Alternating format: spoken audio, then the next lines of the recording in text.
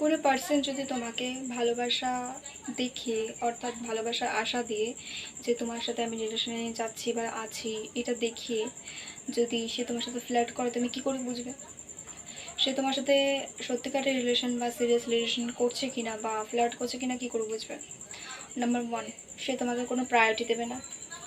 Priority দেওয়া মানে হচ্ছে তোমার কথা কোনো গুরুত্ব দেবে না, সে নিজের কথাই বলতে থাকবে, তোমার কোনো কথা শুনবে না।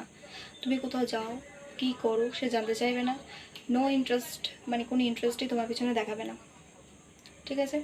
নাম্বার টু, সে যখন কথা বলবে, মাঝখানে তুমি যদি কথা বলো, তাহলে সে খিটখিট করবে, মানে হচ্ছে তার কথাই তোমাকে শুনতে হবে। তুমি যদি মাঝখানে কোনো পয়েন্ট রাখো, সে শুনবে না। কোনো মিট করা বা কোনো ডেট করা কথা হলে তার ডেট অনুযায়ী তোমাকে যেতে হবে, তোমার ডেট সে নেবে না। মানে সে ডিসিশনটা নিজের রাখবে, তোমার রাখবে না। মনে রাখবে যে ভালোবাসে সে অপোজিট পার্সনের কথা রাখার বেশি চেষ্টা করে, নিজের কথার দাম তখন কমিয়ে দেয়। কিন্তু এখানে উল্টো হবে, কারণ সে ফ্ল্যাটিং করছে এবং সমস্ত কথা ফিজিক্যালি হবে, মানে সে নিজের চাহিদার কথাগুলি তোমার সাথে শেয়ার করবে, এছাড়া কোনো সিরিয়াস পয়েন্টে কোনো কথা বলবে না। কারণ তার যেটা দরকার সে সেইভাবেই এসেছে, মানে ফ্ল্যাটিং করবে তো ফ্ল্যাটিংই করবে না, ভালোবাসার কথা তো বলবে না। আর যদিও বলে, ওই লাভ ইউ ছাড়া আর কিছুই না। এবং যেসব পার্সনরা ফ্ল্যাটিং করে তাদের কিছু কিছু পয়েন্ট আছে, যেমন তারা এই ওয়ার্ডগুলো খুব ইউজ করে, তোমায় ছাড়া আমি বাঁচবো না, মরলে তোমার সাথেই মরবো, মানে ভাট কথা একদম এটা। ঠিক আছে।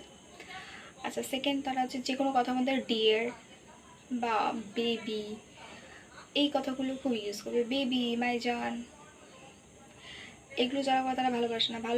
ভালো যারা বাসে তারা এগুলো ইউজ করবে না, তাদের নিতেদের বিরক্ত লাগবে।